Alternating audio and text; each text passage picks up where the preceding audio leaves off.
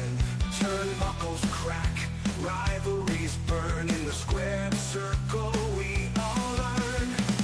Pile drivers, leg locks, fame. Who's the next to stake their claim? Weekly wrestling review. Gumpzilla and down two. Step in the ring, let's break it down. Champions rise or hit the ground.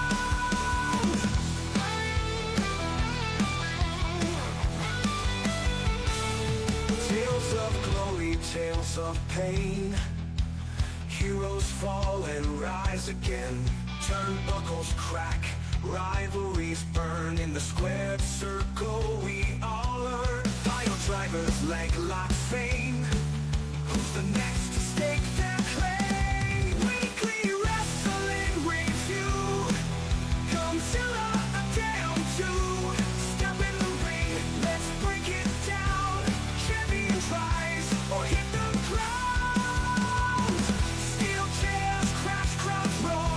Every week there's more in store. Tag teams collide, belts on the line. Let's talk the stories one more time.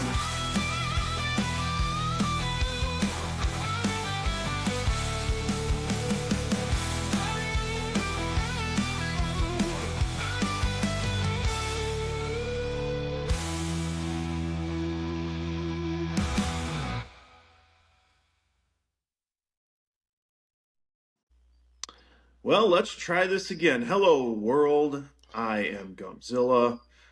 There is no Adam, but unfortunately, I still have to deal with this pain in my neck. The man that I defeated back at Unfinished Business, the one, the only, the hitman of the executive order, Mr. Ferarra, supposed monster, Danny Payne. Supposed monster, huh? Okay. Supposed, yeah. Yeah, judging by the video, I think that's not supposed, pal. I just hate to tell you that. Well, unfortunately, I hate to say it, but technology sucks sometimes. Yeah, well, you know. Well, I want to thank everybody that's here that was watching, and glad that you guys are here early this morning. So we are going to be watching a territorial watch along, Lutte Internationale. Did I say that right, Mr. Montreal over there? Hold on. Wait, what's the actual spelling for it? I believe it's Lutte. Yeah, it's close enough for you, pal. Thanks. You know, Thanks. yeah, Lutte Internationale, yeah. All right. But We're going to be. This episode is going to feature. We're going to have Dino Bravo in this episode. We're going to see Lord Alfred Hayes, and even Mr. Ito. So this is going to be a treat today. This is what you guys voted, unless the man over here decided to stuff the ballot, finding out that it's a Montreal-based promotion. Well, it's actually funny. You said Lord Alfred Hayes, and I was just thinking back to the old WWF days when he would do pretty much the majority of the announcements for WWF, like the TV bumpers and all that stuff. And I'm like, wow, that brings back some memories sitting at my grandma's living room watching WWE, back then WWF Superstars, and seeing that. So that's pretty cool. Seeing him wrestle, I didn't even know he wrestled. I always thought he was just kind of a microphone man like Bobby Heenan, Mm-hmm. But yeah, thanks for having me on the show. I'll jump aside. Unfortunately, I hate to say it, but I was not. This was not per se an invite, Mr. Danny Payne. Well, imagine this was forced on by your boss, that turd supposed owner of the Shores Wrestling Alliance, one Andy Ferarra. Well, as I call him, low budget Corey Taylor, but you're talking about your boss there. Absolutely. Dude, listen, and people forget I'm in it for the money. I'm not kissing Mr. Ferrara's ass, and that's Adam's job. I'm Well, just there for the money and to beat up on you guys. That's why I'm here. So, the reason why Adam is not here is because he got a call randomly last night about 8 o'clock in the evening with a supposed emergency meeting with your boss. So oh, I never get yeah, invited to those things. See? yeah. So Danny, give us a little history. Actually, first, let's do our sponsors here. T3 Personal Training, located in Fraser, Michigan, is one of our sponsors today. Fives of the Week is our sponsor today. Please go check out our boys over at Fives of the Week. And Shores Wrestling Alliance. Go check out Shores Wrestling Alliance on Facebook. And you can also watch all our previous shows on the Fives of the Week podcast on YouTube. All right, so sorry about that. Danny, go ahead and a little wrestling history. How did you get into wrestling? I started watching it when I was a kid, um, elementary school. My mom and my grandmother were really into it. So I got into it. Grandma was really big into WCW, and my mom was WWF. And they took me to live shows. I went to the Survivor Series where Undertaker and Hulk had that. Was it the casket match or the grave match? You know what I'm talking about? You, oh, which year was it? Early '90s, 91? probably. Yeah, Yeah, because that was the one that was here that yeah, it was here. Yeah, and where Undertaker Tombstone Hawk on the chair, which was by a mile, but that's a whole we were other we were story. we were we were sitting so far up. I honestly don't remember seeing much when I was a kid. So my mom took me to live events, and then I was really big into the Rockers, Shawn Michaels, Mario Jannetty, all that high flying stuff. And then I went to SummerSlam '93, and we were actually 2 rows back from the front. You can actually see us. We're sitting behind the Steiner's parents. No I way. yeah, I was watching. Seriously? Yeah, seriously, it's on Peacock there, and I remember being at the show, and then me and Jeremy Jam were hanging out one night, and we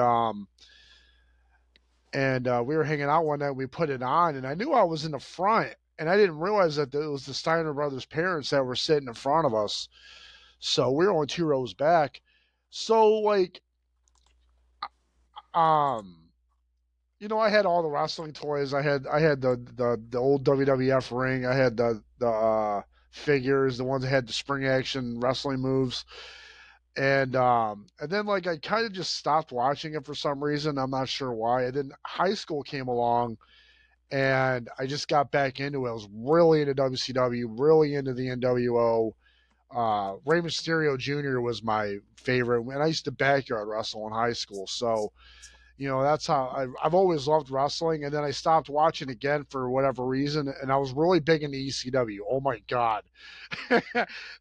So doing that street fight with you at Unfinished Business was kind of it was cool to be extreme just at one time. And so the pandemic hit. You had to sit at home. You can't do nothing. And Mhm. I was browsing through YouTube. I was working midnights at my job, and I saw Sting makes AEW debut, and I'm like, oh no way, really, Sting, awesome. So I just started watching again because I needed something to watch. And then last spring, with Mike and his 5 of the Week podcast, Mike, you Jersey Shore wannabe, call yourself a wrestler, you look like an extra for Jersey Shore, pal. But Hey, whoa, anyway. whoa, whoa, whoa, whoa, whoa. Let's stay focused here, okay? So anyways, love you, Mike. Um anyways, so I saw a video of them messing around in a wrestling ring, and I'm like, oh, that looks so much fun, because I've always wanted to do it. I played hockey my entire life, so I could take some punishment. The last season I played, I had 173 penalty minutes. Most of those were for fighting. And Easy there, Happy Gilmore. anyways, so I texted him. I'm like, dude, I want to do that. And it probably been about an hour, and he texts me back and he's like, "Hey, you really want to do it?" And I'm like, "Yeah." So I figured we are just gonna go meet up at this wrestling ring and go beat each other up, like being a bunch of idiots and think we know what we're doing. And he then explained to me about the SWA concept, and then he explained to me about how you and him had this rivalry, and Mm-hmm. I was going to interfere in the main event. And I'm like, okay, cool. So I went and started training. And first, I remember watching your episode on this too. First training session for me, I freaking like strained the living crap out of my quad muscle in my leg. As Oh, I thought I could do a cartwheel and yeah. get Why actually. don't I was gonna say, please explain how that happened, because I wasn't there. All right, so we did the basics, and we were just like me and Jeremy Jam were beating each other up, like trying to get a feel for how to do it and whatever. And I was like, hey, I want to try something. Go get in the corner.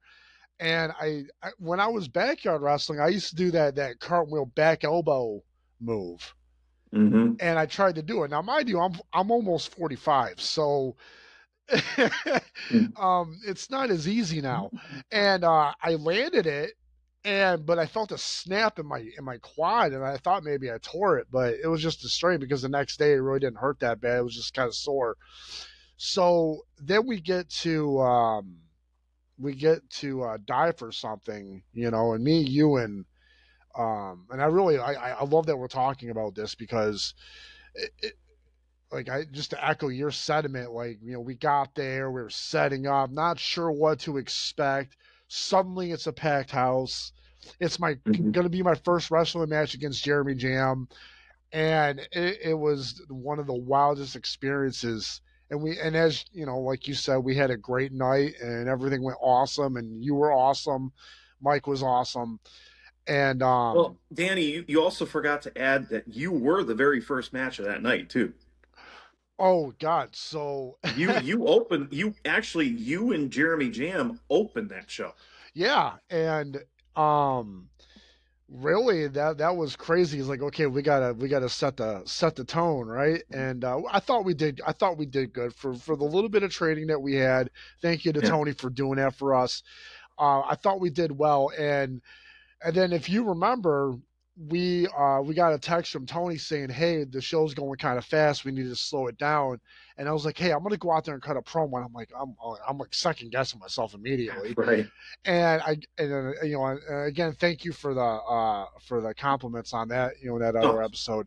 well, I mean, And it was an absolute epic promo. I mean, like you did incredible, and you got like the heat in that room. I thought you were gonna riot, like the building was gonna riot.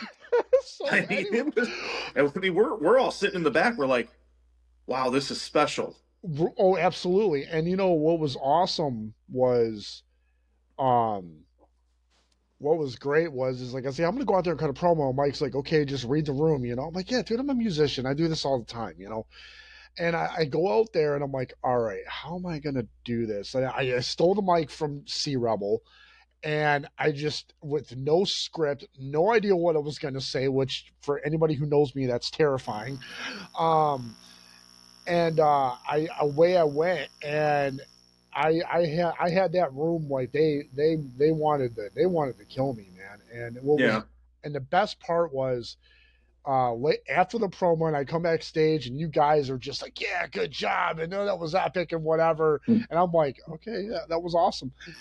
The best part is like Oh, a little. feedback, buddy. Oh yeah, I mean, Yeah, I don't have told you, nothing technology. right. So anyways, like I said, so later on in the show, I wanted to go to the concessions and get some snacks and something to drink. And Mike's like, "Dude, you go out there. They're gonna kill you, man." I'm like, "Oh my god,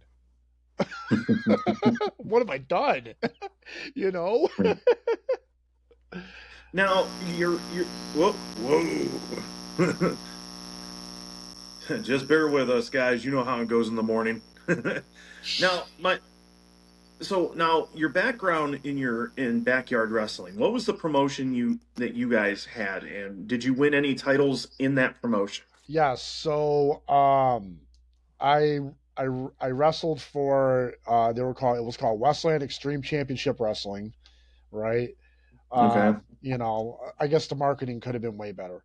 And we didn't have a trampoline or nothing. We wrestled in this little, like, it was a grassy patch and it had a wooden fence around it. So those were our ropes and the turnbuckles and whatever. And I don't even remember what my character was back then. It was D-Ray or something like, D-Ray. yeah, yeah. So, Thank you um, for that. oh yeah, here we go. I'm never gonna hear the end of it now. Um, Well, so anyway, so you know, the world has just heard D-Ray. So right. So I mean, whatever. It is what it is. I can make fun of myself. I have no problem with that. You know, I can be serious when I want, and I can be, funny when I want. So I was a high flyer. I did all the head scissors, the hurricane ranas. I was really acrobatic back when I was a teenager. And my main rival was he's a comedian now. He's from Detroit, but he lives in New York. Named Chillian Thomas, and he was my main rival. And me and him probably switched places on that heavyweight title probably about 3 or 4 times. I was tag team champions with my buddy Eddie. Um, I was tag team champions with him for a little while, and there was only like 4 or 5 of us. And I think the only injury I got backyard wrestling was like a dislocated shoulder or something small. It wasn't that big of a deal.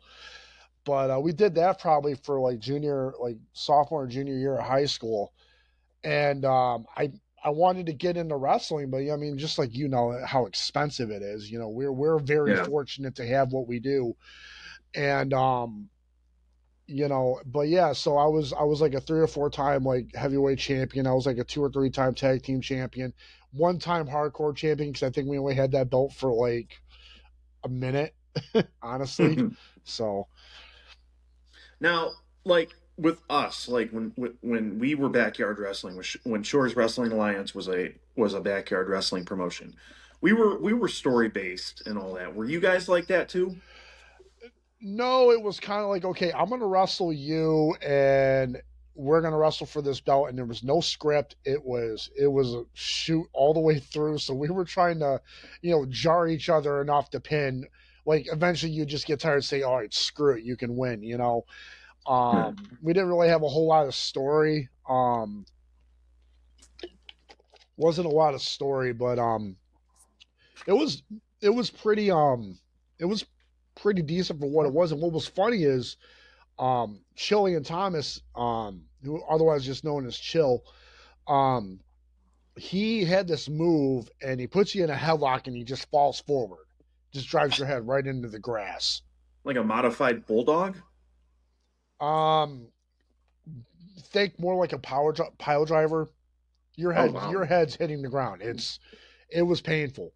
So you get hit with that, you were done. And my finishing move was actually what I used on you in our match, the Rolling Thunder, the running out Yeah. of the corner and doing the flip thing. So doing that in an actual wrestling ring for the first time was pretty amazing.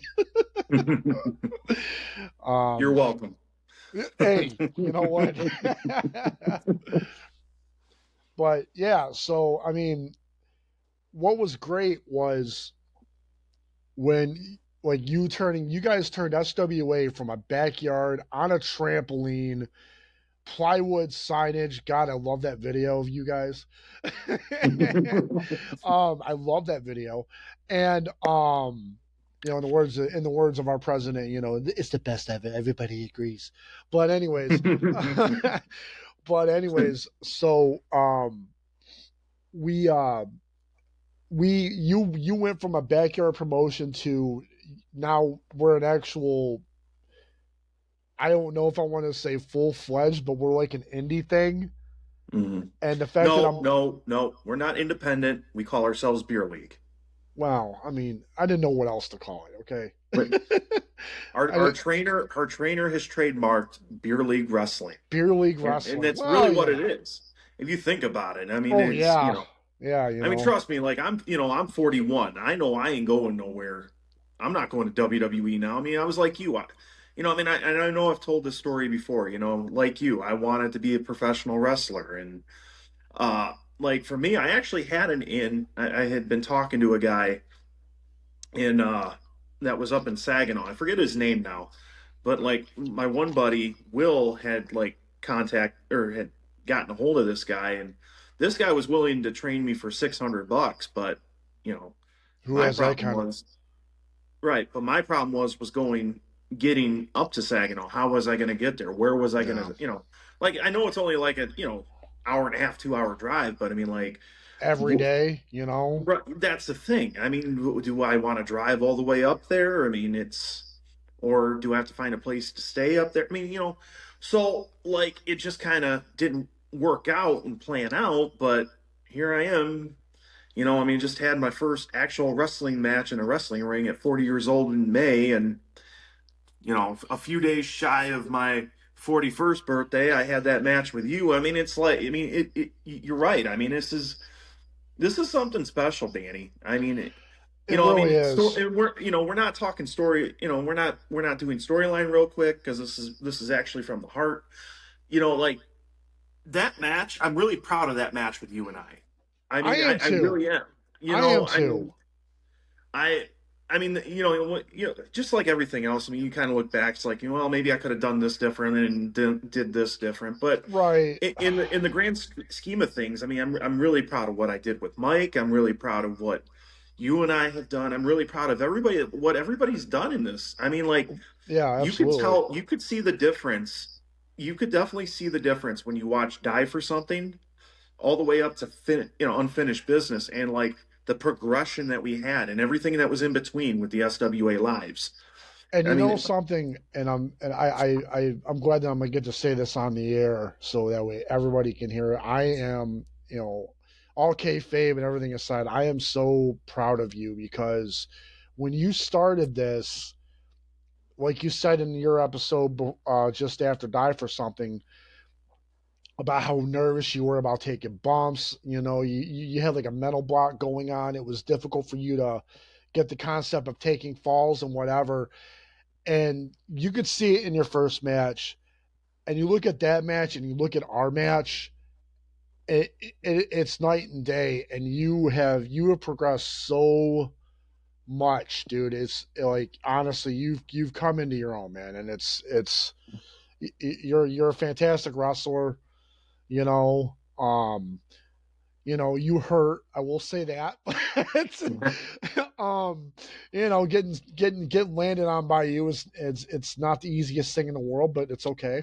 Um, but no, like you said, man, like the progression from all of us from the beginning until now, and then like I said, our match. I've watched it probably about 15, 20 times already. I've showed it to my friends. They can't wait for the next event. Um, they really want to be there. And our match, what was great is there was some good wrestling. There was we had an ECW element that night, I think. yeah. And you beating me with a hockey stick with my goalie mask on, that just so you know, I don't let anybody do that, okay? That usually goalies don't let guys touch their gear, but I was like, Right. for the sake of the show, plus I've got like 11 other goalie masks. I'm not even kidding. I have to show them to you.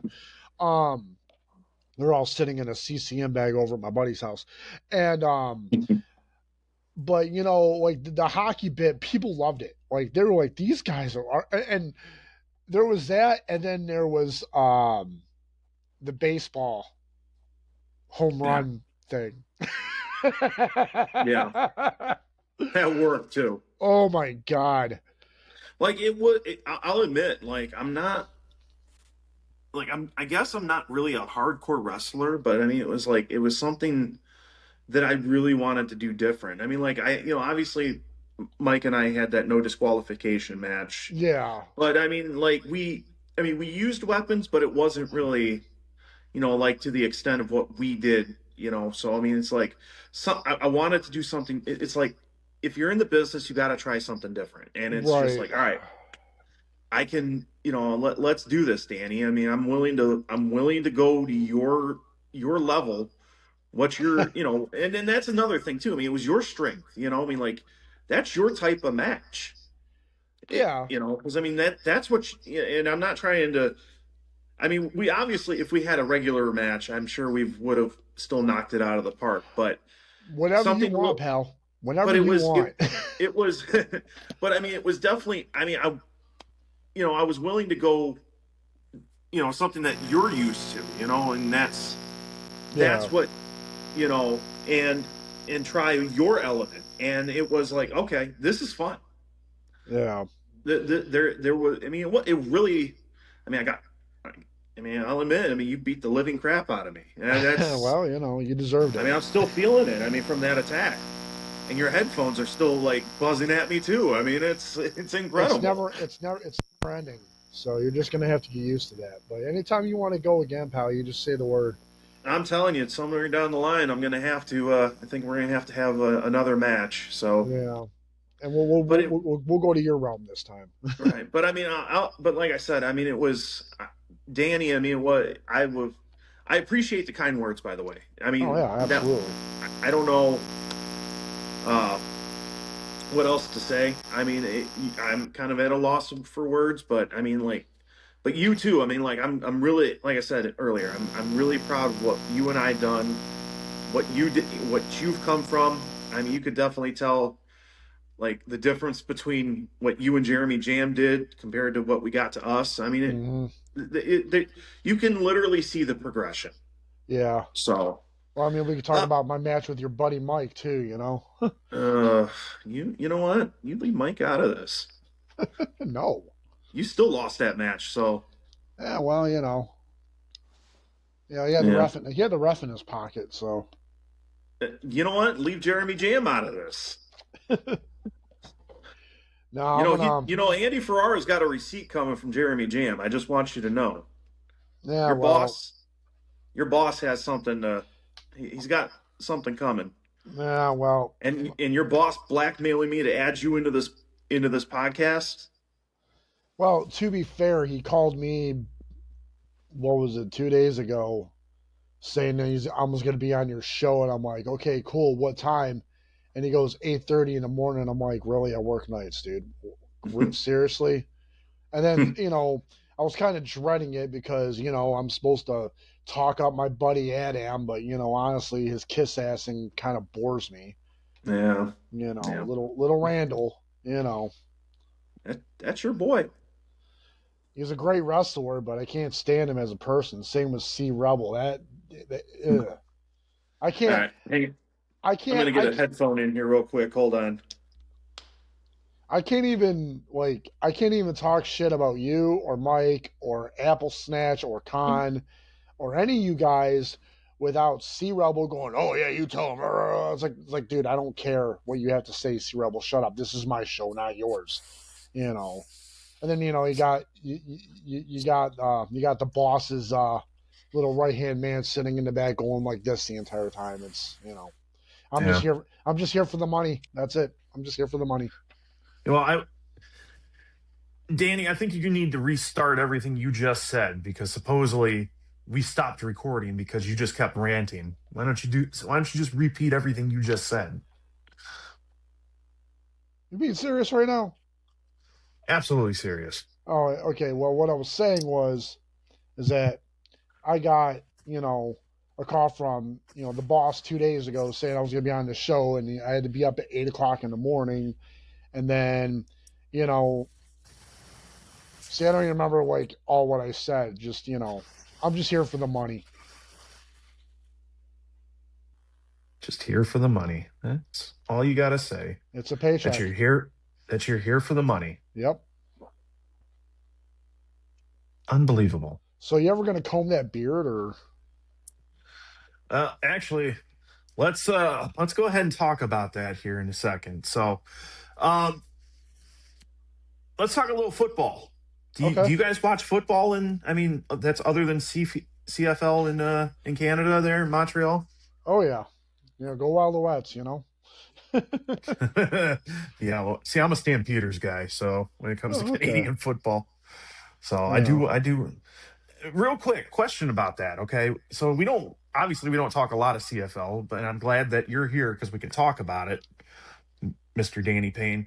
How do you feel about did you see the rule changes that they're going I to implement? I did, and um, I'm not the biggest fan. They're what they're doing is they're taking the Canadian game and they're making it more like the American one, and I'm not really on board with that. I mean, I understand change is good, but they're getting rid of the Rouge. They're now it's going to be 11 guys instead of Well, 15. they're not per se getting rid of the Rouge. They're altering the Rouge, which is dumb. Yeah, I mean, yeah, it's absolutely dumb. yeah. I you know, I'm man, this is going to be one of the times I'm going to agree with you, even though we've agreed a few things about with the SWA and the progression, but like, I don't like the rule changes. I kind I'm of honestly not that big of a fan either. the reason why I really like I said, I mean, I don't follow it as much, but I do follow Canadian football because I mean, here in the Detroit area, we had the CBC or we got the CBC, so they would show a lot of we would obviously show a lot of Canadian football at the time when they had the contract, and so like I liked it. I mean, it was different. I mean, it was football, but it was a different style of football. I liked how wide the end zone was. I love the Rouge. I mean, but now you're shortening, and I like that it was a 150-yard field. Now we're shortening Yeah, I'm it not. to a 100-yard field. We're putting the goalpost into the back, Yeah, which I mean, I mean maybe in a way I can see where they're going at. Like when they're in the red zone trying to throw, and you have the post in the middle, but it still was different, it made the game unique. It made the game and unique. The bigger field made the game unique. The number of players, yeah, the Rouge, but and the three downs too. It's three and the downs, three not four downs, downs. right? And Yeah, what's even crazier is like the goalpost is kind of a non-factor because kickers these days are just there's a guy in the NFL that's kicked a 70-yard field goal in the preseason. If that that's been crazy. if that had been regular season, that would have been a record that probably never would have been broken. Right. Um, but but these kickers these days, man, their legs are like they're like bionic legs. It's insane. And yeah, shortening the field, and it's like they're all they're really doing is that they're just becoming a minor league for the NFL now, and I don't really like that. You know, um, that's honestly how I feel because like I watched it too, and like I said, go Alouettes, you know, um, but like I said, it's just they've changed everything about the game to make it more like the American game, and I don't like that. When Yeah. something's unique and special, you don't change it. All right. I agree with you there. But before we lose our American audience here, because we're talking Canadian football, let's talk about a little NFL. Now, even though you're in Montreal, you're a big Lions fan, huh? Yep, that's right. Go Lions. So how do you like what's been or how this team has really come together now these last 3 weeks after what happened on week one?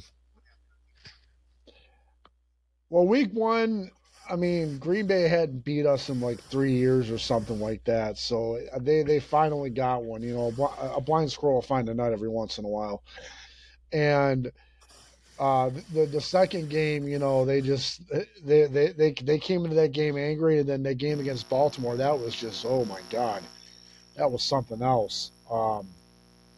Yeah. But it's actually kind of funny because now that the Lions are good and there's I mean last year 15-2 just to lose to the Commanders, I think any uneducated fan would be like, oh well, the Lions just choked. I mean, what they don't understand is that Washington, their scheme, the way they play football, the way they do things is the same way that the Lions do things, and I just think Washington executed better. That's just Yeah. so it was a tough loss, sure, and I was with Jeremy Jam that night, and me and him were sitting there, and we're like, He's like, can we just get like one championship before we die? Just one. But the great thing about being a Lions fan, maybe not so great, but not because I used to have a lot of great like Detroit Lions, like jokes, and now I can't tell them anymore because the Lions are winning now. So it's not fair. Like, you ever hear the one? What is the Detroit Lions and Billy Graham have in common? Have you ever heard that Yeah. one? I can't hear because you had a lot of feedback, Your buddy. I'm sound's sorry. gone again, buddy. Oh, well, no, I should be back up. I was muting, and can you hear me? I still All right, can't hear you. give me a. It says Can you're you hear mute. me? Now I can hear you. Yeah. Okay. All right, I had to put on the mute button because all of a sudden I had a hack attack. I was Oh, going to say, with all the feedback that you had coming from your end, I didn't hear a word that you said there. really? I don't hear Yeah. nothing over here at all. Oh, it's gone now. All right. Well, so you ever heard that old Lions joke? What does Billy Graham and the Detroit Lions have in common? What is it? They're the only two people that can make an entire stadium stand up and yell Jesus Christ. Oh, wow. Wow. Oh, boy. There was a poster I saw at a bar once, and it was like a cartoon. It was like painted to look like the Silverdome or whatever, and Right. it said, "Well, the mom of the 11 kids, please come get their children. They're beating the Lions 21-3." It's crazy how, I know, like, there's a new teacher at the school I work at, and her husband is a Steelers fan. So I go, is he from the area? She goes, yeah, he was from the area. I'm like, and I guess he's like in his early, or mid to late 20s, I think what it is. So it's like he got more than likely he was probably a big Lions fan when he was a kid, and then when you had that 0-16 season, that's probably what he decided he didn't want to be a Lions fan anymore. And sure enough, when I asked her a couple days ago, she goes, "Yeah, that was the reason." I'm like, it's crazy. How did we live like pre-Campbell? That's crazy. Like, you look at it now. I mean, this is the best run I've ever seen. You look at it and you're like, I remember 0-16. I remember like just a multitude of 2 or 3 wins. I remember the Calvin Johnson rule, the process of the catch. Remember that one? Oh, how can I not? And and all the times like where the Lions did make the playoffs with Matthew Stafford, just to have Des Bryant take his helmet off on the field, they throw a flag and then they pick it up. No, they picked up. No, what happened it was Pettigrew. I mean, the guy was all over Pettigrew. I mean, that was a pass interference. Yeah, Like, I remember that now. Yeah, and Jerry Jones' check must have like cleared or something like that. Because I mean, like, that's when Des Bryant came out without his helmet to yell at the referees when they should have thrown another flag for right. Yeah, unsportsmanlike conduct, just for them to pick up the flag without any explanation. And it's insane because like when I was a kid, it was Eric Kramer, Barry Sanders, Herman Moore, Johnny Morton, Chris Spielman, those guys, and then we moved into the Scott Mitchell era, and then Oh, man. and then we run into the Charlie Batch era. And then finally Joey Harrington, and we really thought we were going to have something with Joey Harrington. And Yep. I had a Harrington jersey. I did have a Harrington jersey. Yeah, I had a couple of them. Yeah. And there was that, and then there was there was that, and then there was like when we got Matthew Stafford, I thought this is it, this is finally it. And then 0-16 happened because it was like his first year or something like that, I think it was. Yeah. And we had Dante Culpepper, which if we would have had him when he was younger, that would have been great. Even John Kitna wasn't bad. But it was the Lions. snatching defeat from the jaws of victory since 1957. Yeah. Well, it seems like SOL has now become SOT with the Tigers. So there you go. Okay, Had to move somewhere. You're pressing buttons you shouldn't be pressing. I'm gonna remember that. So now everything that's happened now, we're going to get into wrestling now, a little bit with wrestling talk. So now everything that's just happened in wrestling within the last few weeks. I mean, with the whole Saudis getting in WrestleMania 43 and TKO like basically pricing everybody out now when it comes to I mean, I don't know what to say. I mean, a friend of mine, Josh, our friend Josh, and your boss Andy Ferarra they went to WrestlePalooza a few weeks ago. Now when we went to Royal Rumble that was at Lucas Oil Stadium down in Indianapolis. We paid, I think it was like $230, $240 for tickets, and we had club seats in that game or for that pay-per-view. WrestlePalooza for that, I think they were like not like obviously top row, but I think they were somewhere like in between in the middle. They paid almost $300. I mean, the prices have just jacked up. And I mean, what are they doing? I mean, why are they? Say what you will about Vince McMahon. He did make sure that it was a family event and the ticket prices were reasonable. Well, there was something. I'm not sure if are you familiar with the podcast 32 Thoughts on Sportsnet with Elliot Freeman and Jeff Bekakis? No. All right, so Elliot Freeman, been a longtime panelist on Hockey Night in Canada, and he's got a show with Jeff Bekakis, formerly Jeff Merrick. I'll keep my thoughts to that myself, but he made a point about not just about wrestling. I mean, he didn't even bring up wrestling, but it's the same thing about ticket prices for these events, whether it's a Maple Leafs game, whether it's a Montreal Canadiens game.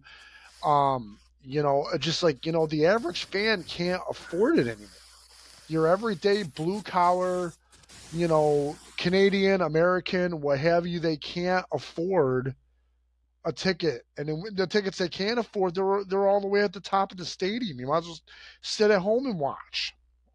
And Elliot Freeman brought that up, was saying just, how ridiculous it is, and, how the NHL, and I guess with what you said with TKO and WWE, they need to do something. I mean, I understand that these are prestigious events, and they really are. If you really look at the product that WWE is now, it is a lot more prestigious than what it was, let's say, 10 years ago. Or maybe absolutely. Even before maybe even just before the pandemic, maybe, because, and they're pricing the average fan out. They're pricing out the kids who just want to see their idols. That would be like SWA charging $45 a ticket. Right. Yep. But and then with the Saudis buying WWE, they're having the event, you said. They're having WrestleMania 43 is going to be in Saudi Arabia. Right. It's not surprising. They've had Crown Jewel in Riyadh a couple times, and the Middle East, they love their wrestling. It's actually, if you look at an international standpoint, seeing wrestling come to places like Saudi Arabia being popular, because let's face it, it's a little different over there, with culture and everything else. Right. It's not Feedback. soccer. Oh, jeez. How about now? It could be your cord it just pops up every so often. So, but like I said, I think it's good for WWE to go over there and have a WrestleMania over there. I think that'll be fun. It'll be different. I mean, one time is okay, but the Saudis actually just bought EA Sports Electronic Arts. Yeah, that was just yesterday. Yeah. Yeah. It was yesterday or the other day. A couple it's something days ago. like that. Yeah. Yeah. but Yep. it's the same thing. It's a little worrisome, you know. It's like now how's that going to change EA and how's that going to change WWE? You know, a TKO, Yeah. like I think TKO have done a really good job with WWE. There's been decisions here and there that I haven't been a fan of, but Vince McMahon, his time came and gone, and you know, wrestling would not be what it is without Vince McMahon or the McMahon family. Let's just be Right. honest. Right. But you know, but times change, people change, the world changes, and that's not just on a normal scale. That's in wrestling, especially, or hockey, or whatever. Things change, and you have to move those changes, or it doesn't work out. And I think TKO they've done a pretty good job, but I mean, they've made it a little more. What's the word I'm looking for here? They're more sporty. It Okay. kind of like watching the old HBO boxing specials. It's Right. a little more towards that direction. Does that make sense? That makes yeah. I mean, like they're trying to go to the UFC style, is what you're saying, like that model of like ticket pricing and all that. Yeah, well, the ticket price, and that's going to be a very bad thing if they don't change it. You know. Yeah. All Right. right. I mean, well, the one thing, I guess the only, like for me, the only positive when it comes to having a WrestleMania overseas, it's going to be kind of nice to have an afternoon pay-per-view. I mean, Yeah. with our age now, I mean, it's like I kind of prefer going to bed early now instead of I like, mean, speak for yourself, man. I work late nights, so well, I work afternoons, so I mean, I'm right there with you. I mean, uh, you know. so now with the fact that they here in the U.S. now they moved all the PLEs. I still call them pay-per-views, but they Right. moved all their PLEs from Peacock to ESPN, and you can, if you don't have Xfinity or anything like that here in the States, you don't get, if you have them, you get that app for free. But somebody like me who cut the cord years ago, I'm not paying Yeah. $30 a month for Oh, for absolutely an not. app. You know. So I mean, like that's almost going back to when we were kids, when the pay-per-views here were $30, and I'm not. So what I'm actually looking.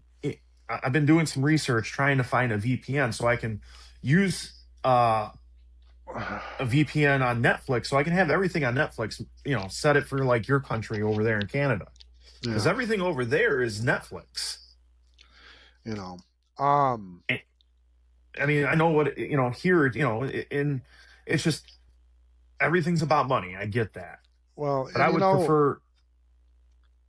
yeah, and you know, like that's another problem. I mean, and it goes hand in hand with the ticket sales. They're not making it accessible to the everyday fan. You got to Right. be, you know, you've got to have all these. I mean, you're a Tigers and Lions fan. We can't, you know, we can't watch our boys go at it unless we have FanDuel Network or Fox Sports or in Canada it's TSN or Sportsnet. But Yeah. it's I understand times change and I understand that they're trying to put out a great product and that's fine. But if the everyday fan loses access, no one wins. They don't make their Right. profit and we don't get to see our wrestling. You know what I mean? Right. Right. Well, hello, Moose Cool 13. Thank you for joining us this morning. So if you guys if you guys are here up with us this morning, let us know what you guys think about what's happened in wrestling, and are you guys still going to go out? See, like for me, like I think Royal Rumble's become my last pay-per-view to go see, or well, actually my last WWE show to go see live, and I'm okay with that because it's my all-time favorite pay-per-view. But like if my son wants to go now, I can't take him. So I mean, Right. I'm priced out. I'm sure you're priced out Oh now. yeah, definitely. So Y- just let us know if you guys still plan on going to see WWE. I'm not an AEW guy, so I'm not going to go out of my way to go see AEW. I wouldn't mind But going. I know you would. Yeah, I mean, but for me, I don't know. I mean, it's good to have competition. I've said this in the past, but it's just not my cup of tea. Or you guys come and just, if you're in the Detroit area, come and see us at SWA. I mean, our ticket prices are nice and low, and you'll be entertained. So and we have great pizza. right? Oh my gosh, that pizza was so good. Oh, it was So amazing. All right, so we're gonna go ahead and set up the watch along, and we will. So if you guys are on the live stream here, go ahead and click that link that I had actually posted on our Twitch comment page. Let me go ahead and get this all set up here. Oh, I just saw it. So it's Lutte Internationale. Is that Lutte? Yeah, basically. My French isn't really that good, so. And you live in Montreal. Wow. It's translated in. Oh, go ahead. I'm sorry. There's actually English-speaking regions of Montreal. Like there's areas that are mostly French, and there's areas that have English too. Right. It just depends. Like and there's it's actually that's probably going to change. I don't know if you're familiar with. I believe it's called Law 97. Are you familiar with that? No. I don't live in Canada. I don't know. So Law 97. So Law 97 was something that was put into Quebec, where now they're I don't really agree with it because it tends to. I understand why a lot of Quebecois people are afraid of their language and their heritage being lost because times change, and so now in Quebec, English isn't really used, or it's, I wouldn't even say discouraged, but French is like, if you go to Quebec, you better know French, because now apparently like English isn't like really a thing. I really don't have the particulars, but basically what it is it's an emphasis on the French language, the French culture, and so now it's I don't know. You can call it what you will. If there's any Canadians on here, I'm hoping maybe one of them can explain it better than me.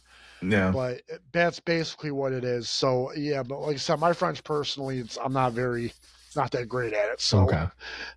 So Lutte Internationale is translated to international wrestling, and it was a territory based in Montreal. The promotion was founded by Frank Valos, Gino Brito, and Andre the Giant. Really? Yes. Yep. It was succeeded All-Star Wrestling and Grand Prix Wrestling as Grand Prix Wrestling. So it was almost like, I think they were sister promotions, and there you go again over there. You it was actually the second of Canada's. Oh, sorry. I'm still getting over a cold. I apologize. Yeah, my allergies are having their way with me. All right. It was the second of Canada's 3 major wrestling promotions. Do you know what the other 2 were, Danny? I'm going to assume that one of them was Stampede. Yep, that's one. The other one, there was an outfit based out of Ontario, wasn't there? Yes. Is it the same promotion that Al Snow works with? No. Okay. Your feedback is kicking in again. There you Fixed? Go. All right. Yep. Did you just do the old Fonzie thing and just knock the computer? No, I just turned the mute button on my headset on and off. Oh, there you go, and I can still hear you. Look at that. Yep. So Maple Leaf Wrestling was the other one. oh, okay. Jack Tunney's promotion. No kidding. Yeah, you didn't know. Oh yeah, Jack Tunney actually. No kidding. Yeah. Yep.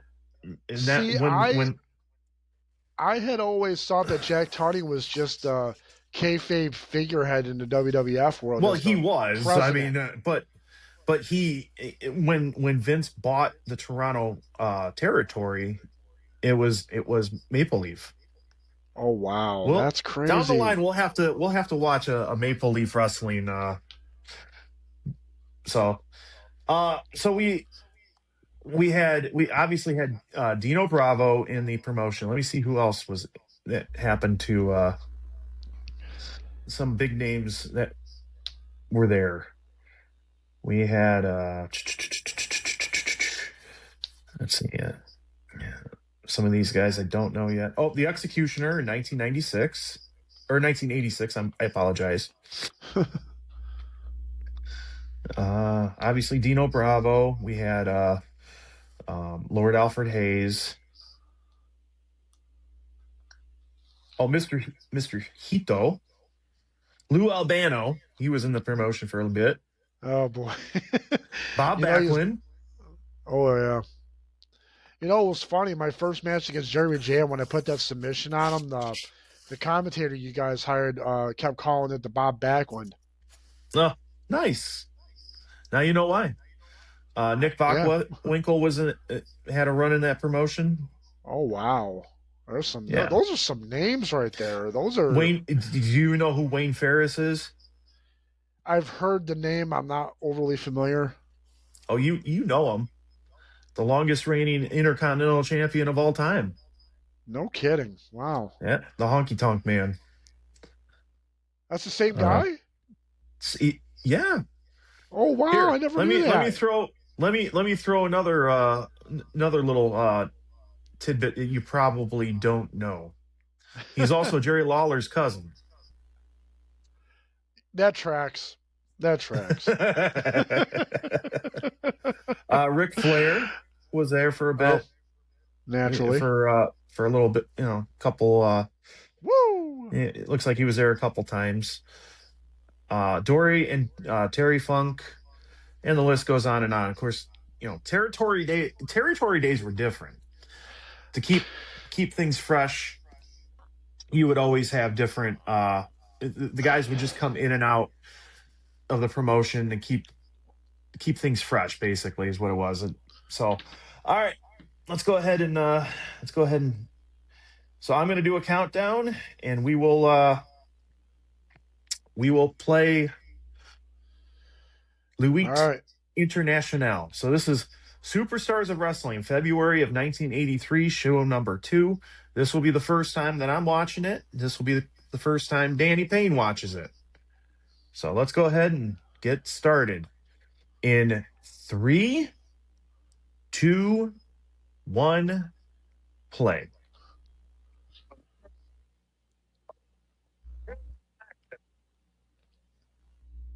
Oh, I love their title card. Yes. I'm going to move the speaker here real quick so we can track this.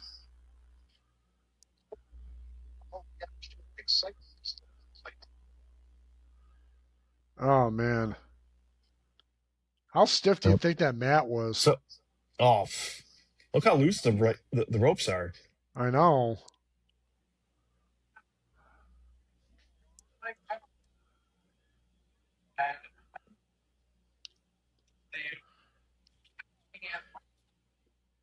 I can just smell the beer and cigarette smoke.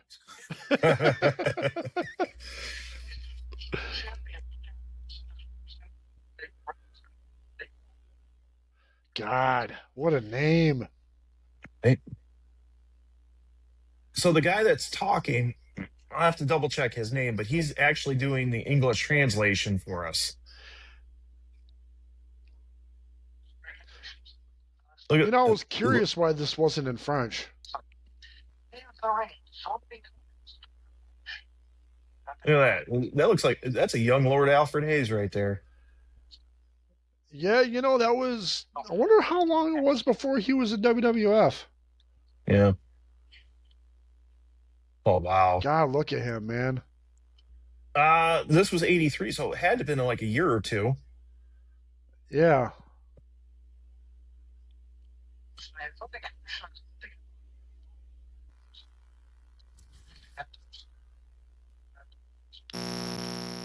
I thought maybe this might have been at the Forum or something, or the old Colisee, but this looks like it looks like it's. Your feedback. It's a studio. Okay. You could definitely tell it's a studio.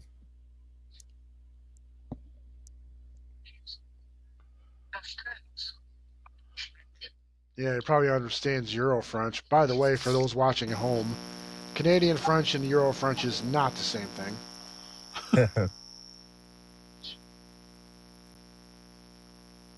Ooh, look at Lord Alfred Hayes there. Oh, he's animated about something. Yep.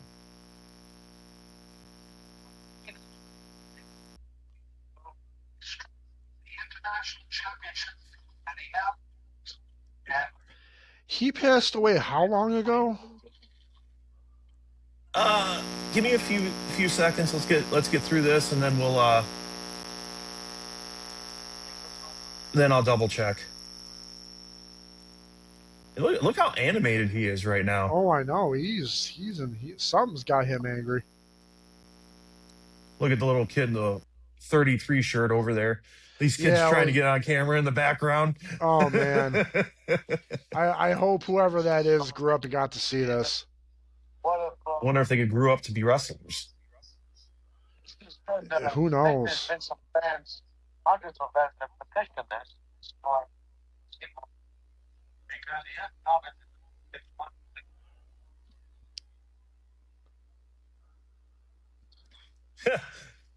I hear you could just read a little bit of what Alfred just said. Why? Oh man, he is some has him. Now I wonder if this is legit or if this is a work. Let's ask kayfabe.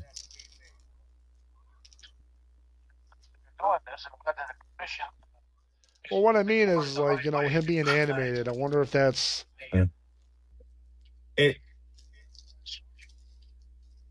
Look at. I mean, this is great stuff. This is why I love going back and watching territorial wrestling, man. I've never really. I mean, I've watched a lot of like late '80s, early '90s WCW, and even that has its charm. But this right here, yeah. Well, Alfred, you could definitely tell who the heel is. Alfred Hayes is definitely heel here. He's healing it. I can't really imagine him being a heel. He was such a nice guy. Right. Well, that's what, because I mean, like, if you look back, I mean, we're so used to like Lord Alfred Hayes of like literally being on TV and being the backstage announcer, or he's calling matches. I mean, you and I are not used to seeing Lord Alfred Hayes animated like this. No.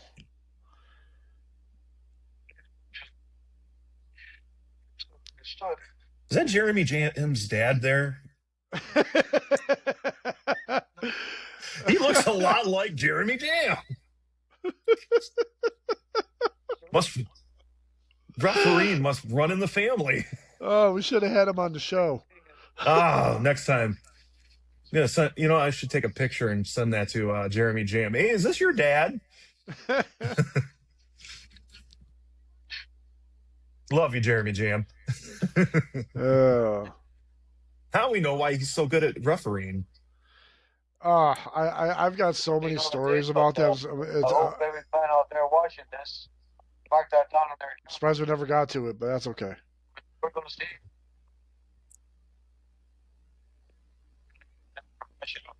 Like you hear so you can see the guy. I mean, the one guy is definitely speaking the French. So there's a voiceover somewhere.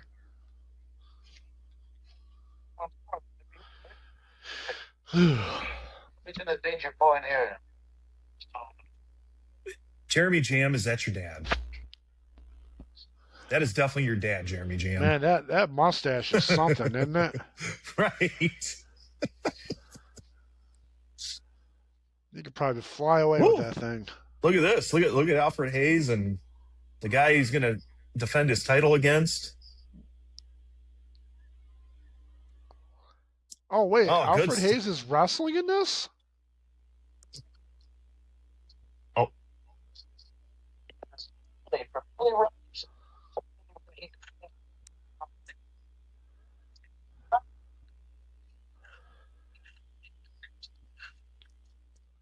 You can tell this guy grew up in the woods of Ontario somewhere, up by Sudbury or up by Port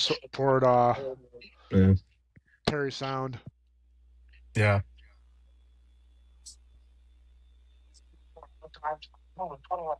Maybe Billy Robinson's the heel.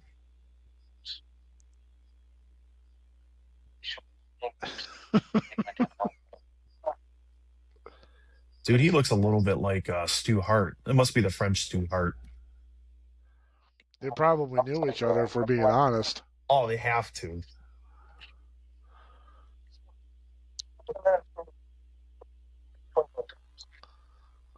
Like, look at that guy's chin.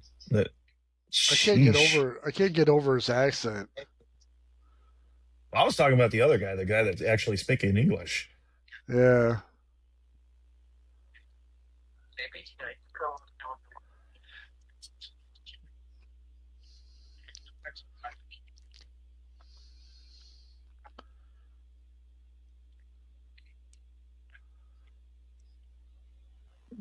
It's good stuff, man.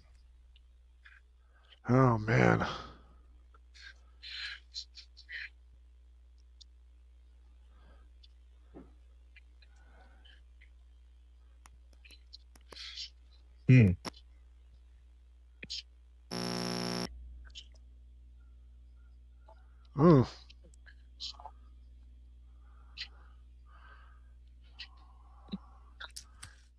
I can't wait to see the first match and compare that to how we work. Right? Well, all right, we'll go ahead and mute this. So,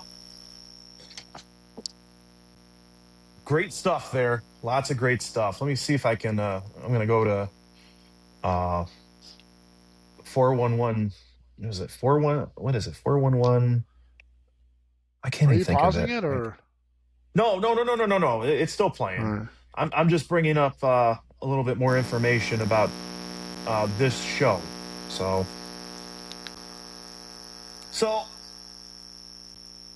definitely a studio. Yeah.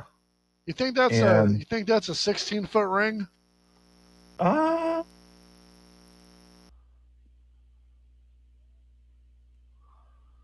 Yeah, could be. Could very well be. Jeremy Jam's dad's the referee in this match. Let's see if he's like Jeremy Jam and just officiates every match.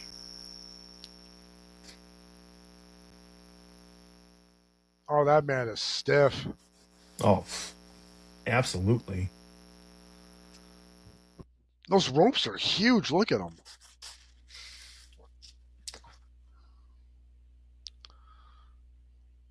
Back waist lock. Yep. See, this is that style of wrestling that Tony's really into.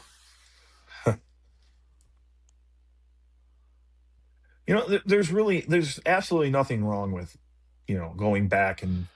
Oh no, absolutely not. I love the traditional style just as much as anybody.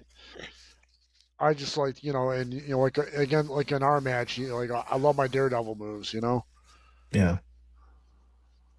Yeah.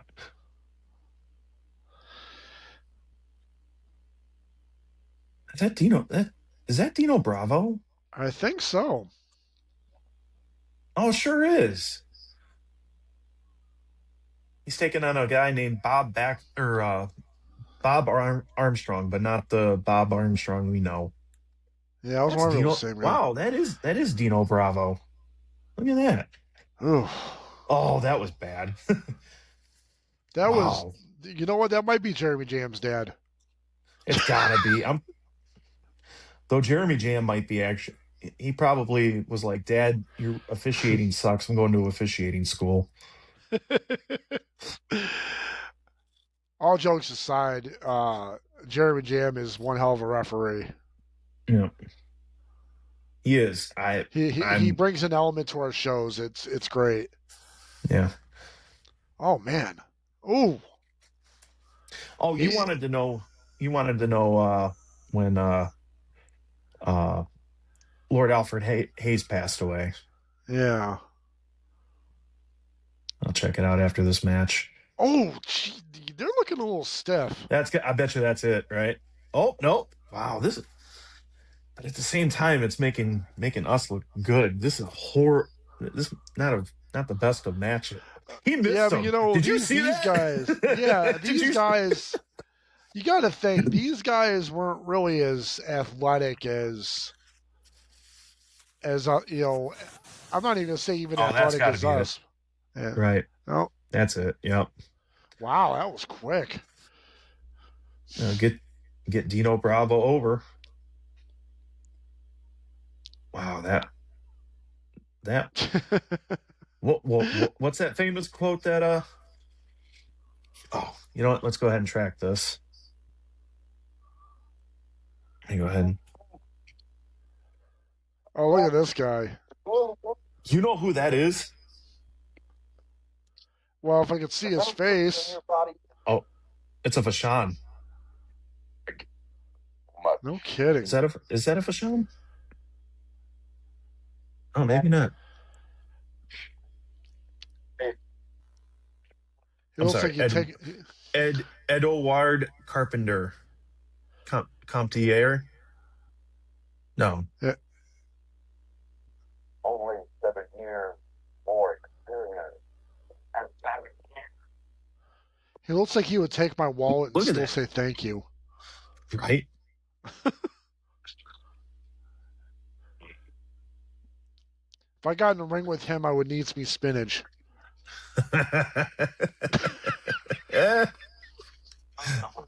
Nicely done. What's on his head? I think it's a scar.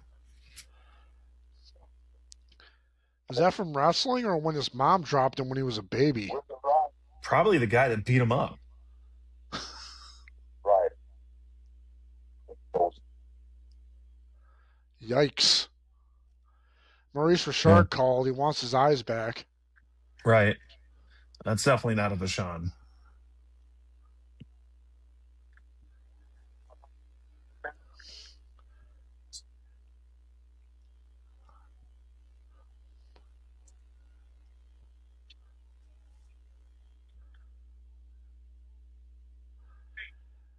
Well, pal, you can have it. I'm not going to tell you no.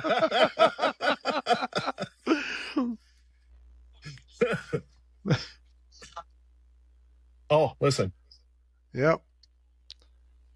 225 pounds. Big Mac. Big Mac. From Detroit. Did you catch that? He's from Detroit. 245 pounds. Mr. Ito. Mr. Ito. Now, this will be interesting because Japanese wrestling, even back then, was a completely different thing. Right. Well, Mr. Ito now, this is going to be a nice little treat because with Mr. Ito. Well, yeah, they're. I mean, like, I've always heard of him, but I've never seen any of his matches, so. He's a big boy. Oh, absolutely. Okay. Lord Alfred Hayes passed away in 2005, July 21st, 2005. Oh, man. I think I remember that now. All right, nice hammerlock. Yeah. Gets right out of it. Snapmare. All right. It's actually funny, but that's actually one of my favorite moves to take. Oh, the snapmare? Yeah, it's fun. Yeah, wrestling barefoot. Yep.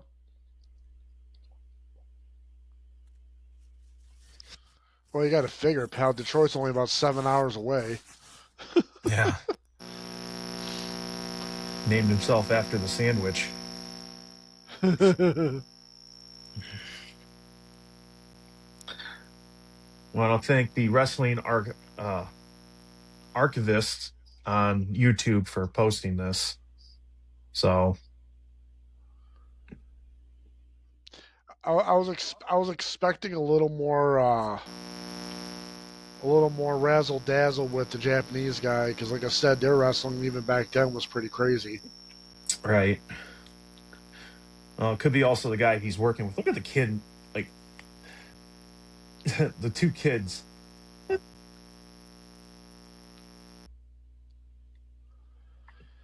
Wow, that's unique. What's he going to do with it? It's kind of like an ankle lock, I'm guessing. I don't know. I mean, I thought he was going to do something like something I've never seen when he's got the guy's foot under his other foot. Jeez, look how he's bending it. Yep. Oh, my word. Kind of looks like how you fall out of the ring. What would Tony say there? Well, we can't say it on the air. His famous word. His famous word. The word. The word.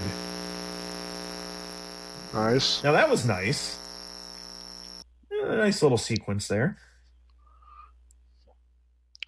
These guys, like this match and the match before, like wear down moves are just a thing. Yep. You know. Come on, Jeremy James' dad, get in there. I know, right? It should be the rope's right there. Why isn't he grabbing the rope? Yeah. Come on, Daddy Jam. Oh my God. Dabra back. Oh my gosh.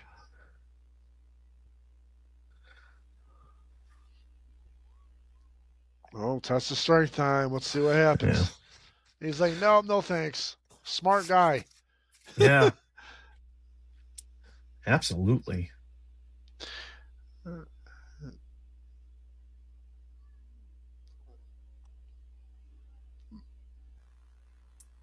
This is. You think these guys are talking to each other in the ring, or? Oof. I don't know. That was. He jumped up in the air on Tuesday and landed on Wednesday.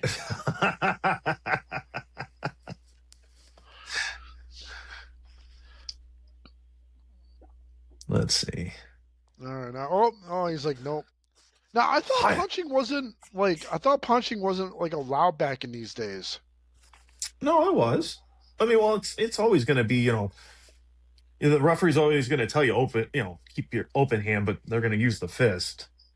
Well, I just remember Al Snow saying something about it. Maybe he was referring to a different time, but maybe.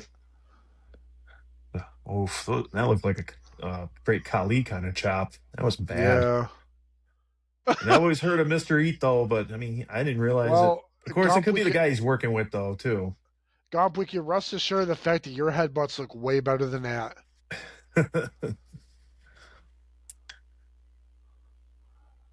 Wow, that's no fun. Like I was always like, critical of like when you watch. That's got to be the finish, right? Yeah. Yeah. On a double underhook suplex, like finishers. Different time, Mr. Payne. Different time. Oh, I don't like it.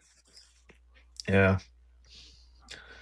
Like this is like contrast to when the last let's track this. I don't think we need to track it anymore. Well, yeah, let's go ahead and track it. Let's see what's going on here. Change my mind. Oh my God. Oh, wow. Danny, he makes you look like a beauty pageant. Took the words right out of my mouth. You know why? Because they named him one of the Moondogs. This is Moondog Sailor. Oh man. Hey, isn't that your prom date? Not my prom date, I'll tell you that. Oh, might have been Mike's. Did he just use the bone on his?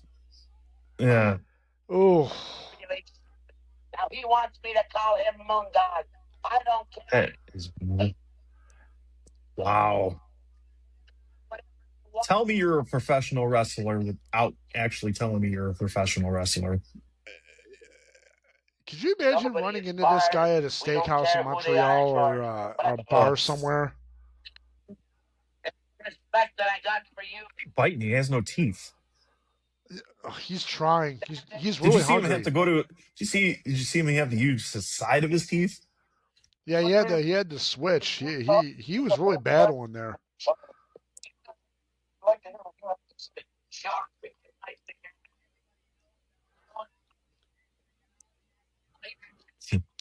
Now let me go take another. Let me go into the back and smoke another 10 packs of cigarettes. He sounds like one of those carnival announcer guys. Yeah. Let me guess your weight. Oh man. That's Oh a face. my word. That's a face even his mother didn't love. Wow. Wow. That Why was... does every Quebecois guy on this show sound like Guy Lafleur? Don't all French Canadians sound the same? Back then, I guess so. All right, so... Oh, look at this guy. He's getting changed at the ring. He didn't even have time to go to the locker room. Right. I was just thinking that. Hey, so this was a... go ahead. He should take his mask off and give it to the other guy. To the Moondog Sailor. Wow. So this is the Destroyer versus the Wolfman. The Wolfman. Oh man, Zsa Gabor is probably a little angry that he took her coat. Yeah. So this guy looks like this Wolfman guy looks like the Temu version of Bruiser Brody. Oh man. So this is the Bruiser Brody you get off of Wish.com. We've already gotten to the 10 count by now. So this is being taped in CHLT Studios in Sherbrooke, Quebec. Oh, no kidding. God. Yeah. It's quite the studio though, because that looks like look at the bleachers going up. Well, I was actually going to see how far from Montreal that was. Let me look it up. All right. Wow. Great value. The Great Value Bruiser Brody is just having his way with the Destroyer. Boy, so it is. It's not too far from the main border, and looks probably about 20, 30 miles from Montreal. Okay. But it's close to the Vermont main border. Oh, wow. All right. So I'm sure people, I mean, obviously you would have the English English language, because I'm sure, just like here, we would get the Canadian channels here with us being so close. I'm sure. I'm sure that the Americans in like Vermont, New Hampshire, and New York were probably.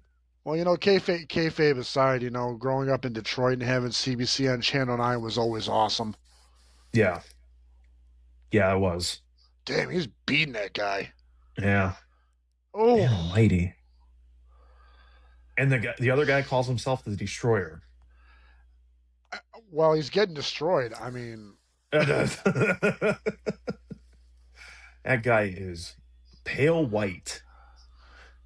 He's about as white as his mask. Wow. Well, hopefully he doesn't stay out in the sun very long. It's probably from fear, knowing they had to work with this guy. He's talking to him right now. You can see it. He's like, "What are you doing?" Right. Jeez. Boy, this is a big difference from like the last two watch-alongs we've done. I mean, what's that? And I thought I spent a lot of time outside the ring. I got a feeling it's going to end in a double count out. Yeah. I mean, like our first two watch-alongs. I mean, we watched Our very first one was Big Time Wrestling in Detroit from '69. That was actually fun to watch. And then our second one we did was from Continental, I believe. Continental Yeah. Wrestling, because it wasn't USWA, but obviously Jerry Lawler's promotion. That was, I don't know if you watched that watch along with us or not. That one was really fun to watch. I was listening to both of those on my bike riding home from work. Yeah. Actually, I listen to your show every week or whenever you post it. So yeah. But I mean, this is not the best of watch alongs, but we need episodes like this. Look at the big old camera. Look at the guy pushing that camera. Did you see it? How huge that thing was? had to weigh about 300 pounds at least. Oh man! Now, and then you compare it to today. I mean, like, oh yeah, now like that camera would have been on the guy's shoulder now. Look at that! But I look mean, at there. that. I mean, whoa! Now that he's got him. I'll give him that one. He's got his head in the ropes and he lifted him up. That is insane. Yeah, that was actually kind of cool. Never seen that one before. What is he doing? He's he's shaking the ropes from the corner with him. Okay. That's nuts. That was cool. Not the way I thought this was gonna go. Right. Guy gonna tap? Is he gonna tap? You're gonna say, oh yeah. He's not. He just got kicked in the shin. He sure did. I kind of like the butt slam time. Oh, no way! Oh my God! Now we know where Stephanie got it. Never in a million years. No oh my way. God! There is no. Oh my God! I cannot believe I just saw that. Wow! Now we know where she got it from. It just doesn't have the same. It doesn't have the same effect. Let's just be honest. No, absolutely not. Absolutely not.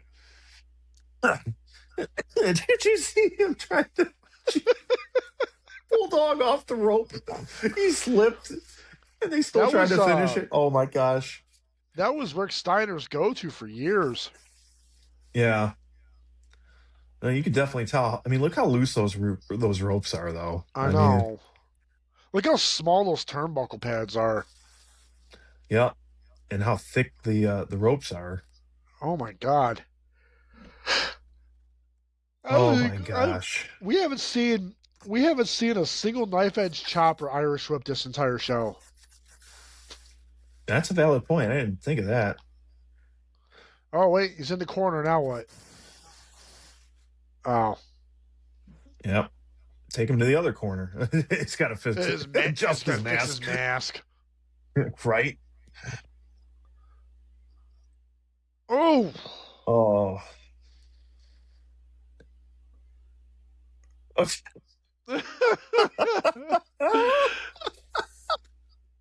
He's like, I know I suck. Leave me alone. Right. Oh my gosh. My promoter made me wear briefs. How do you think I feel? More like granny panties. What are you talking about? I was just gonna say guy's that. Like that guy in the audience is like, is this over? This is not over yet. There's someone in the audience right now yelling that his grandma wants her panties back. Right. Oh. He's tapping. No way. What? Is he gonna tap? Is he gonna finish on a figure 4? The rope's right there. Are you kidding me? Oh my God. What is going on here? Just grab the rope. This is awful. Oh my God. Wow. I wish Tony could see this because my God. Oh, I'm sure he will. And I'm sure he'd write notes on it.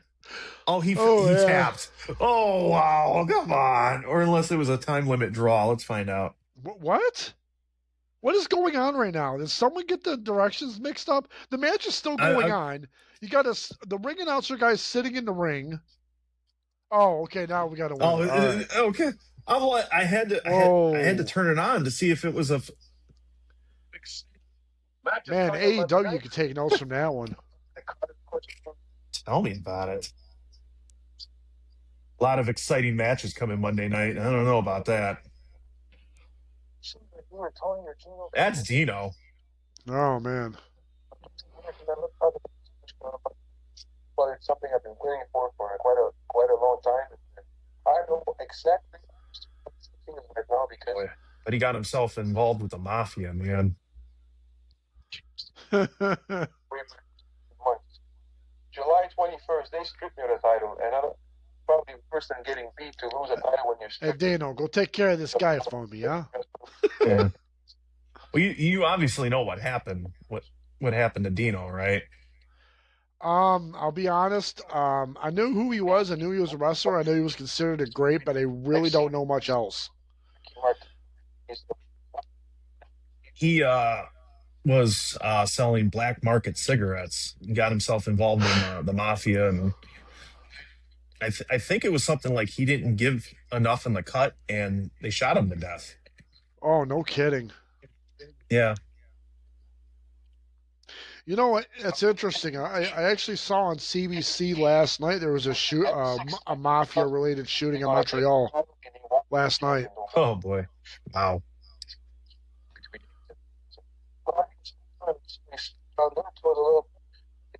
For so long. One reason that Tony is the champion. God, look at the size of that guy's neck. Tribute to the man.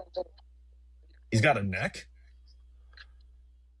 I was going to say tree trunk, but, to each their own.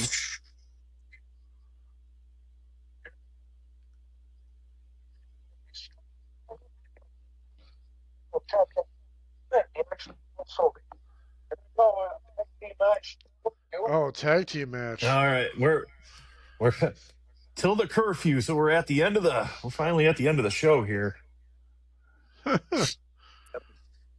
I will definitely say this is definitely not the not what I expected today. It hasn't been all bad. I think some of these guys should stick to playing hockey if they play. Yeah. Oh, there is an interview coming with Alfred Hayes and Robinson too. So this tag match is the Hangman and Tony Russo taking on Alec Gerard and Louis Lawrence. In Quebec, that's their own. Yeah, right.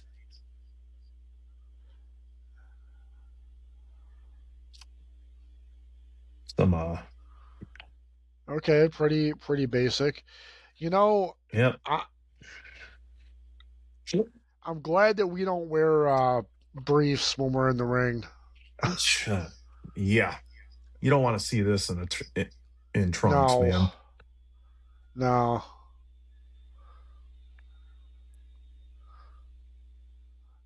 I'd be afraid of some lady walking up and putting a 20 in it.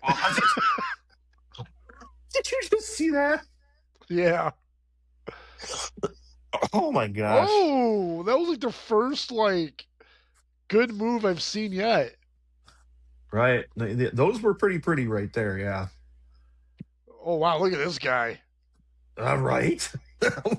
He looks like he's only there because his mom made him. Just like somebody going to school.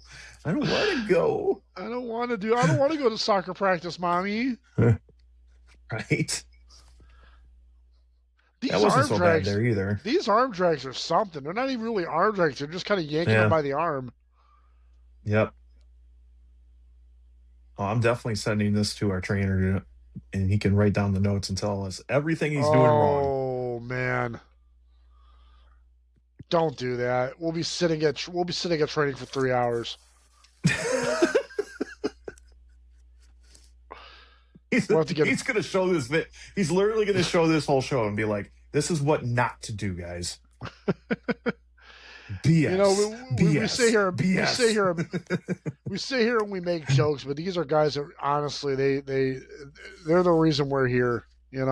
Absolutely, yes. Either way you look at it, we make those punches never even got near them. Yeah. So I'm definitely convinced now that referee is definitely Jeremy Jam's dad. Yeah, he's been in every match. He's officiated every single match. Hey, Jeremy's runs a in the workhorse. family. He is.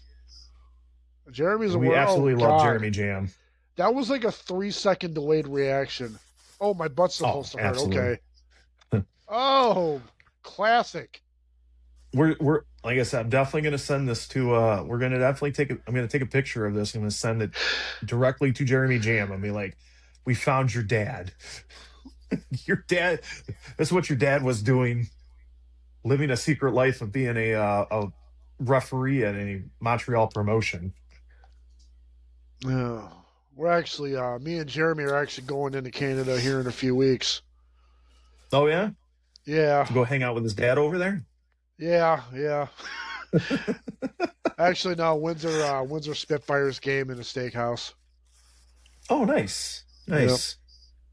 Well, so you'd rather go over there instead of them coming over here, huh? You'd rather go to Windsor instead of going up to Flint or Saginaw? It's funny. I was a big Whalers fan. Big Plymouth Whalers fan. Yeah. I used to go to the games. Oh, those some good punches. Yeah. This guy, this guy in the ring is actually, he's pretty good. He's been the best I've seen in this whole show. Oh! And selling. I know it took 38 minutes into the show. Look at them kids in the stairs running. They're done. They're done with this show. Hockey Night Canada starts in 10 minutes. They got to go. Yeah, right. I have to see. When was this recorded? February 83, so Ron McClain to Don Cherry. Right. I was just trying to see if there was Harry Neal and God rest his soul, Bob Cole. Hockey Night in Canada was good, man. Oh, we could do a whole show on that. We really could. Yeah, this isn't that show, though. No. Man, it took that guy 3 times. It was almost like as if the other guy was like hesitant about it. I don't want to. It's actually all right. Fine. On my I'm on the page I'm watching this on. There's a link to Samoa Joe's Nope thing. Oh, I've seen that. Yeah. Oh, that was odd. We're gonna get our butt slammed? No? Okay. What is going on here? This is pretty close to the butt. That is he's tired. Oh, did he just kick the ref? I don't know what's going on here. That's good thing we got Jeremy Jam's dad. Good thing we got Jeremy Jam's dad. They did a little switcheroo. Oh, you think what is he doing? So who's the heel in this match? Who are the heels? I'm guessing it's the guy taking off the turnbuckle. That's what I thought, but the other guy, they came in without a tag. So who's playing the heel? Who's playing who? Man, that guy's single, man. He probably got that from Sports Illustrated Swimsuit Edition. He got out of his grandma's drawer. It's her old. Oh man, I can hear the swimsuit in the 1900s. I can hear the swing music now. Yeah.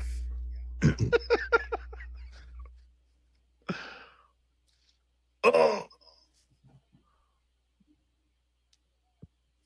Boy, these guys have been resting quite some time now. I think I know why that guy. That was actually nice. I think I know why that guy why he doesn't want to wrestle. He was looking like a proctologist there. Right. Oh, that was terrible. Yep. Relax. Go to it. Oh boy, yeah. Well, don't help that they got the stashes to go with it. I mean, it's, it was too easy. They're all going to the Blue Oyster Club after the show. Wow. 10 points for the people that get that reference. Right.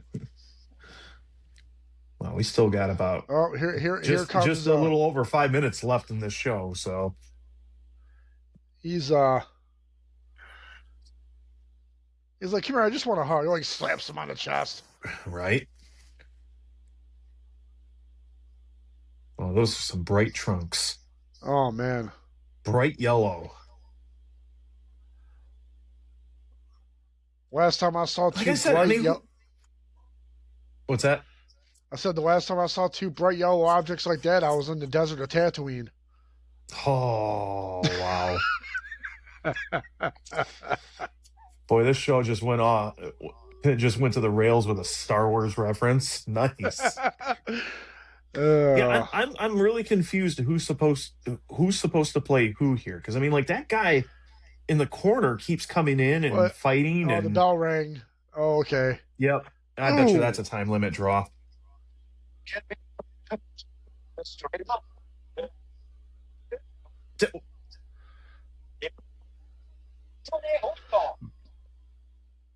Oh, wow.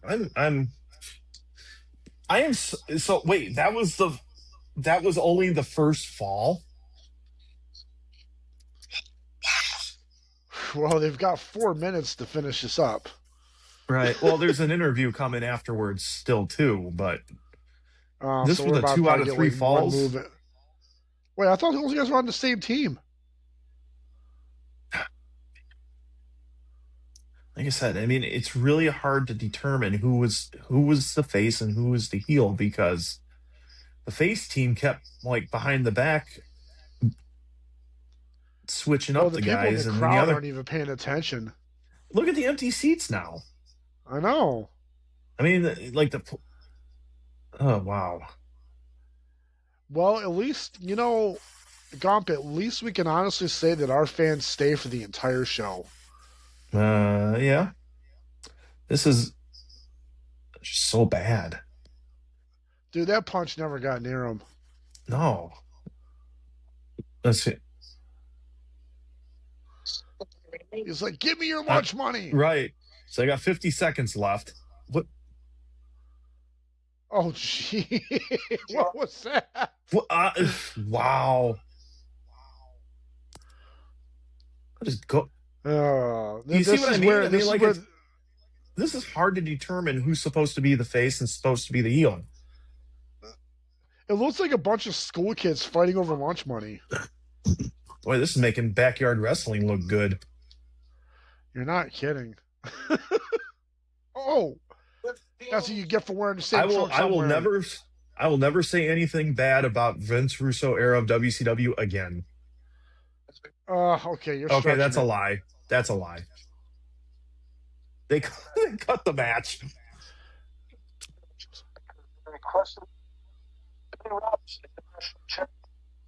Lord Alfred Hayes, and I don't know the terminology he wants to use. What do you call yourself?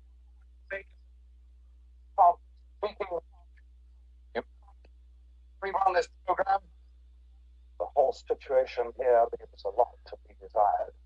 But look, the shock treatment has been handed to William Robinson. I think that's Tony Storm's dad.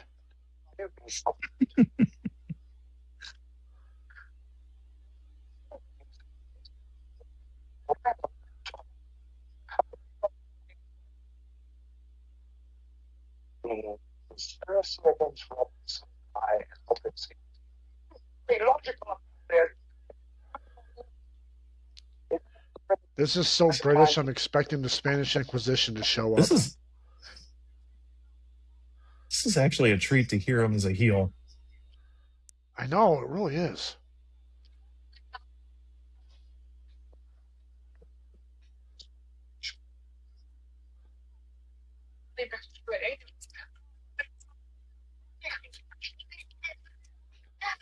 Oh wow, you're going to Nice. whew. That was a historical reference. Think about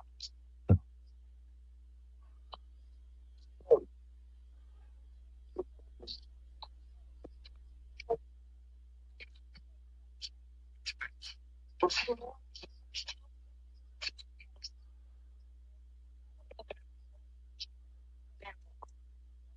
help travel? They won't help you at all. And it ain't passed up in one actually. Wow. All right. I don't- Well, that was interesting. That was really interesting. I think we lost you, pal.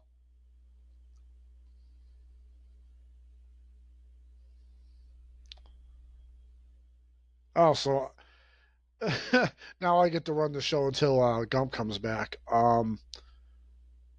So that was promotion of Montreal we just watched, and we hope you guys enjoyed the show. I don't know if he's coming back. I'm Danny Payne. Sorry about that, Mr. Payne. I put my phone back on the stand and it kicked me out for a second. So, Well, I held down the fort until you got back. yeah, thanks. So that was very interesting, to say the least. I mean, oh boy. I mean, it wasn't all bad. It wasn't all bad, but I mean, wow. Like So, those punches started at the beginning of the show and landed at the end of the show. Like it was just like, yeah. Right. Yeah, our trainer would not be very happy with us on if we were like that. So, all right. Well, I Danny kind of wanted Payne. to do that on purpose just to see what he'll do. So, Danny Payne, any final thoughts? Closing remarks? Well, I mean, maybe we should talk about some of the shows that are coming up for SWA, huh? Before we get out of here. Yes, we have coming up October 30th. A Nightmare at T3 Arena, an SWA live special. It will be on October 30th, the night before Halloween. A lot of great matches. Mo Money Mike, the SWA World Heavyweight Champion, has challenged your buddy, C Rebel. And we're still waiting to hear if C Rebel accepts the challenge or not. Yeah. I guess I'm going to have to watch my buddy's back because, well, Mike's being a bully right now. That's basically what that boils down to. Wait a minute. Whoa. How is he being a bully? Okay. He challenges a guy who doesn't even wrestle. Like, if that's not like a quick win, I don't know what is. What are you talking about, Danny? C Rebel was the one that turned his back on Mike. You were there. Okay, listen. You were a part of it. Okay, that's true. And but let's talk about something. And you know a thing or two about turning your back on your family. And that's when you turned your back on me with the Kaiju Trio. Well, first of all, pal, your current boss and my boss and your former friend called me a couple hours after die for something and berated me for not making sure that, you won. And then if you want to talk about crying and complaining and everything else, at least when you beat me, I didn't cut a promo complaining about it. Excuse me? You heard what I said? Danny, I got a really bad feeling that something real bad is going to happen to you in the executive order when it's all said and done. Wow. And it's really it's going to start. it's incredible what you have decided to do. I mean, I brought you into the Kaiju Trio because I knew who you were, what you were capable of.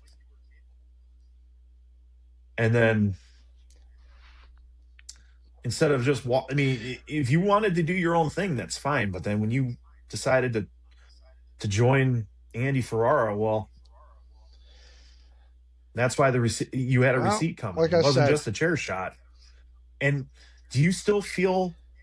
Did your boss ever call you and tell you how disappointed he was in you, that you couldn't finish the job against me? Yeah, there was a phone call. He gave it to me a little bit, but I just told him, like, look, I'm just here for money, and you got lucky. That's all there was to it. Yeah. I guess that marker you put on that chair must have been just enough for him to take me out. No. Well, I'm just telling you, Danny, you're going to end up, if you keep being part of that group, something's going to happen real bad, and you know it's coming. Well, just remember one thing.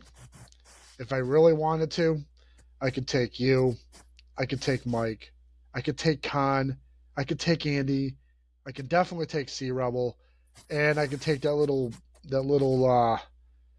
tattletale Randall too, aka Adam. Just remember that. I could take all of you anytime I want. I'm just here because, well, I'm getting up there in years, so I want to give myself a nice little pad before I retire. That's all. Well, so that's going to end our show. We were sponsored by T3 Personal Fitness, located in Fraser. Fives of the Week podcast. You can follow them on Facebook or on YouTube. You can also follow Everything Shores Wrestling Alliance on Facebook, and you can watch all our episodes on. You know what, Danny? I'm telling you, something real bad's going to happen to you real soon. You can watch all our past episodes. In the words of the great Scott Hall, Gump. Yeah. You can watch our previous shows on Fives of the Week podcast on YouTube. If you would like to join us in training for the month of October, beginning tonight, which is a Thursday night, you can join us at T3 Personal Fitness for training. If you want to get into some beer league wrestling, we are out there looking for people that want to train with us and want to be a part of the show. Beginning tonight, it will be Thursday, and then every other week it will be either Thursday or Saturday. Other than that, Danny Payne, you're a pain in my neck. And the only reason why you were here was because of Mr. Ferarra. But thank you for joining our show tonight, and we will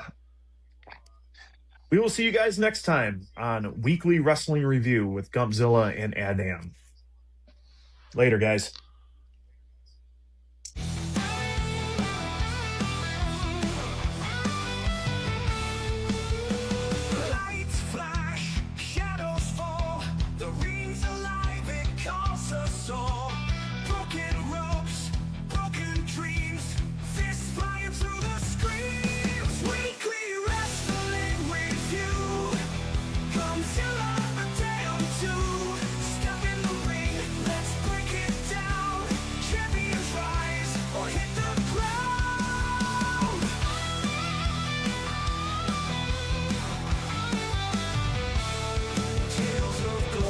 Tales of pain, heroes fall and rise again.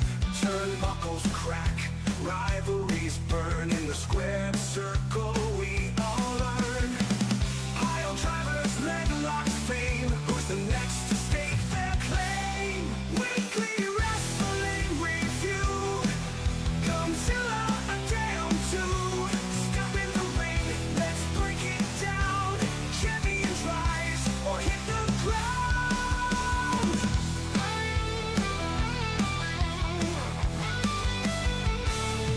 Tales of glory, tales of pain. Heroes fall and rise again. Turnbuckles crack, rivalries burn in the squared circle. We all learn. Pile drivers, leg locks fame.